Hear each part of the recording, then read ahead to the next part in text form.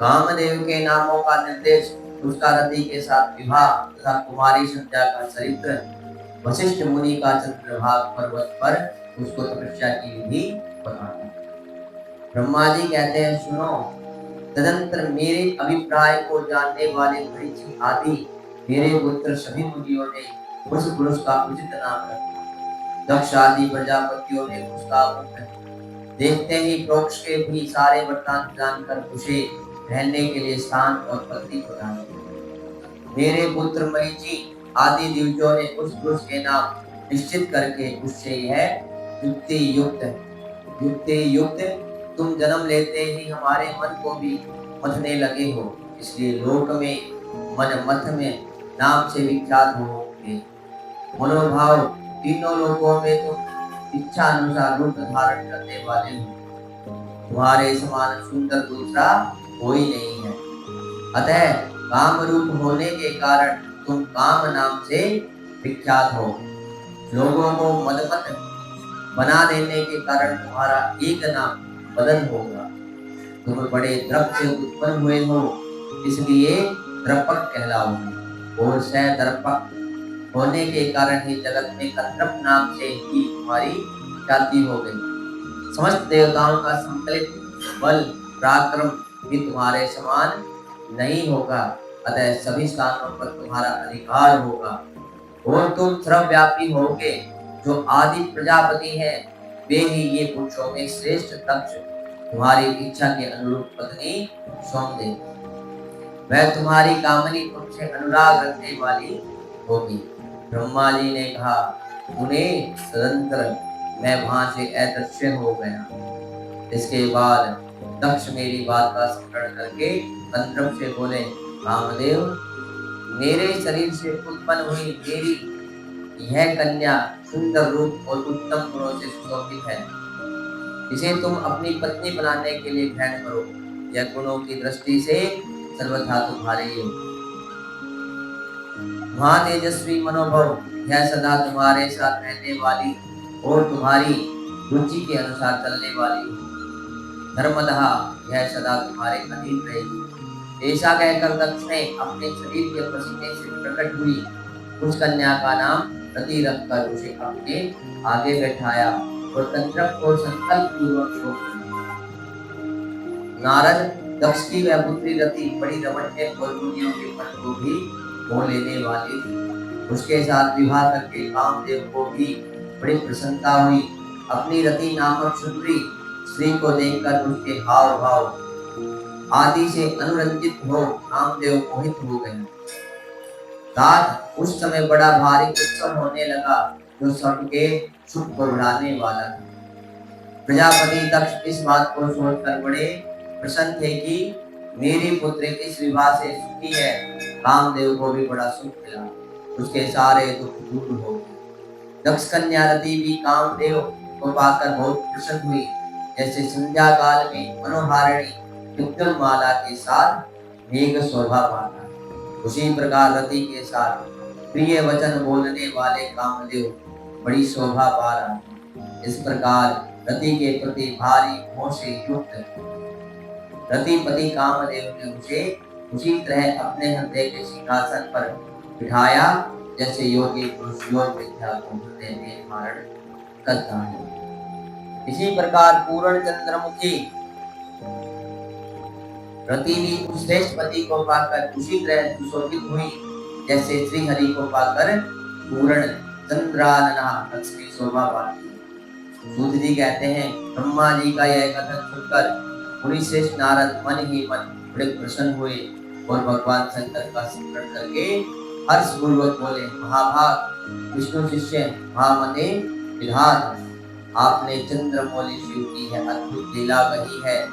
अब मैं यह जानना चाहता हूँ कि विवाह के पश्चात कामदेव प्रसन्नता पूर्वक अपने स्थान को चला गया, दक्ष भी अपने घर को पधारे तथा आप और आपके मानस पुत्र भी अपने अपने धाम को चले गए। तब पितरों की उत्पन्न करने वाली ब्रह्म कुमारी संध्या कहाँ गई? उसने क्या किया और किस पुरुष के साथ उसका विवाह हुआ? संध्या का यह सब चरित्र विशेष रूप से बताइए। ब्रह्मा जी ने कहा, उन्हें संध्या का यह सारा सुख चरित्र सुनो, जिसे सुनकर समस्त कामनाएं सदा के लिए सती साध्वी हो सकती। वह संध्या जो पहले मेरी मानस पुत्री थी, तपस्या करके शरीर को त्याग कर मुनि श्रेष्ठ वेदातिथि की बुद्धिमती पुत्री होकर अरुंधति के नाम से विख्यात हुई। उत्तम व्रत का पालन करके उस देवी ने ब्रह्मा विष्णु और महेश्वर के कहने से श्रेष्ठ व्रतधारी महात्मा वशिष्ठ को अपना पति चुना। वह सौम्य स्वरूप वाली देवी सबकी वंदनीय और पूजनीय श्रेष्ठ पतिव्रता के रूप में विख्यात हुई। नारद जी ने पूछा, भगवान संध्या ने कैसे, किसलिए और कहाँ तप किया और किस प्रकार शरीर त्याग कर है मेधातिथि की पुत्री हुई।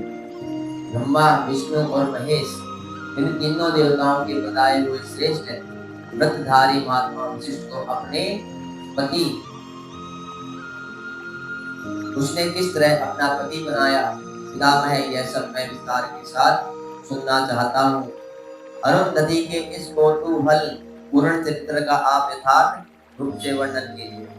ब्रह्मा जी ने कहा, मुने, संध्या के मन में एक बार सकाम भाव आ गया था, इसलिए उस आदमी ने यह निश्चय किया कि वैदिक मार्ग के अनुसार मैं अग्नि में अपने इस शरीर की आहुति दे दूंगी। आज से इस भूतल पर कोई भी देहधारी उत्पन्न होने कि काम भाव से युक्त नहीं। इसके लिए मैं कठोर तपस्या करके प्रियाधा स्थापित करूंगी। तरुणावस्था से फूलों किसी पर भी काम का प्रभाव नहीं पड़ेगा, ऐसी सीमा निर्धारित करूंगी। इसके बाद इस जीवन को त्याग दूंगी। मन ही मन ऐसा विचार करके संध्या चंद्रभागा नामक उस श्रेष्ठ पर्वत पर चली गई, जहाँ से चंद्रभागा नदी का प्रादुर्भाव हुआ। मन में तपस्या का दृढ़ निश्चय ले संध्या को श्रेष्ठ पर्वत पर गई हुई जान मैंने अपने सभी बैठे हुए वेदांगों के पारंगत विद्वान सर्वज्ञ जितात्मा एवं ज्ञान योगी पुत्र वशिष्ठ से कहा, बेटा वशिष्ठ, मनस्वनी संध्या तपस्या की अभिलाषा से चंद्रभागा नामक पर्वत पर गई है। तुम जाओ और उसे विधि पूर्वक दीक्षा दो। वह तपस्या के भाव को नहीं जानती है, इसलिए जिस तरह तुम्हारे यथोचित उपदेश से उसे अभिष्ट लक्ष्य की प्राप्ति हो सके वैसा प्रयत्न। नारद, मैंने दया पूर्वक जब वशिष्ठ को इस प्रकार आज्ञा दी, तब वे जो आज्ञा कहकर एक तेजस्वी ब्रह्मचारी के रूप में संध्या के पास चंद्रभागा पर्वत पर एक देव सरोवर है, जो जलाशय योचित गुणों से परिपूर्ण हो मान सरोवर के समान शोभा पाता है। वशिष्ठ ने उस सरोवर को देखा और उसके तट पर बैठी हुई संध्या पर भी दृष्टिपात किया। कमलों से प्रकाशित होने वाला वह सरोवर तट पर बैठी हुई संध्या से उपलक्षित हो उसी तरह सुशोभित हो रहा था, जैसे प्रदोष काल में उदित हुआ चंद्रमा और नक्षत्रों से युक्त आकाश शोभा पाता है।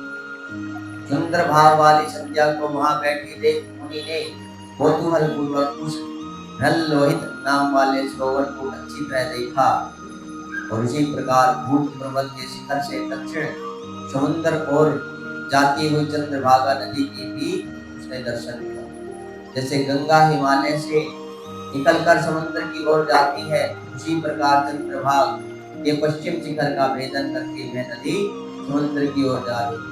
उस चंद्रभागा पर्वत पर लोहित सरोवर के किनारे बैठी हुई संध्या को देखकर वशिष्ठ जी ने आदर पूर्वक पूछा।